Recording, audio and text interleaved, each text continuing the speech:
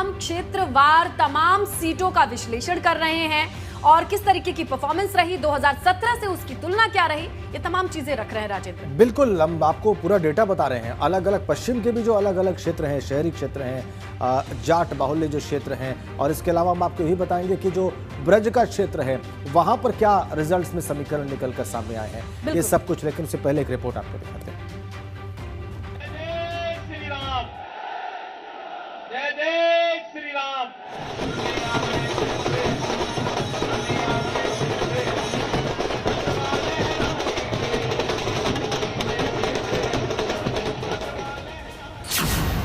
भाजपा ने लगाया जीत का चौका।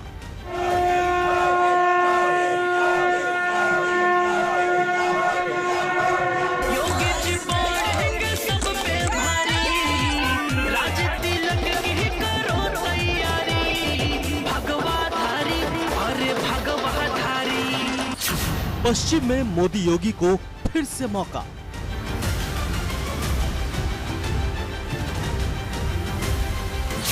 जाटलैंड में बेअसर रहा सपा गठबंधन। जनता को नहीं रासाया अखिलेश जयंत का बंधन।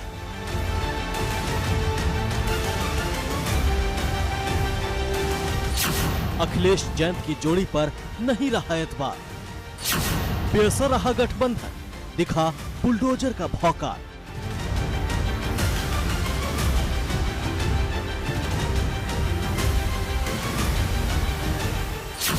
मोदी योगी की आंधी में ध्वस्त हुई विरोधियों की चाल।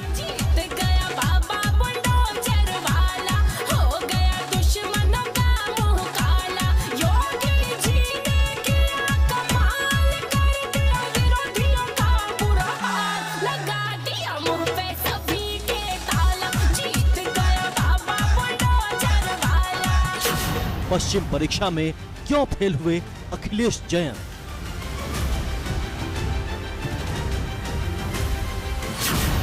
जाटलैंड में भगवा विजय की इनसाइड स्टोरी।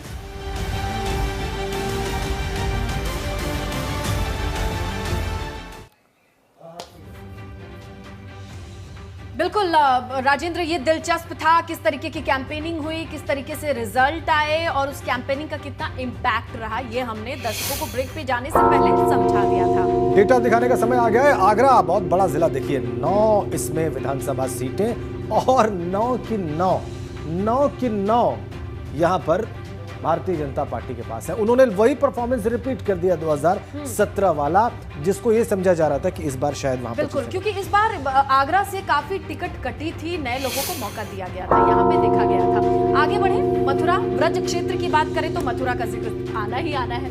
यहाँ पर देखिए क्या कंडीशन है, गोवर्धन हो, बलदेव हो, माँ छोट छाता हो, मथुरा हो, एक ही रंग है राजेंद्र, एक ही रंग है। सुपड़ा साफ कर दिया यहाँ पर। ये भी जाटलैंड का ही जिला है मथुरा, और एटा भी देखिए, ये भी जाट बाहुल्य क्षेत्र। अलीगंज, जलेसर, एटा और मारहरा, किसी के लिए कोई मौका नहीं था। Samajwadi party, RLD, BSP, Congress, किसी के लिए कोई अवसर यहाँ पर बीजेपी ने बाकी नहीं रखा। कासगंज की अगर बात कर ले तो देखिए यहाँ पर सफलता एक सीट पर मिली है समाजवादी पार्टी यानी गठबंधन को, वो है पटियाली। बाकी अमापुर, कासगंज, ये भगवा लहराता दिखाई दिया है।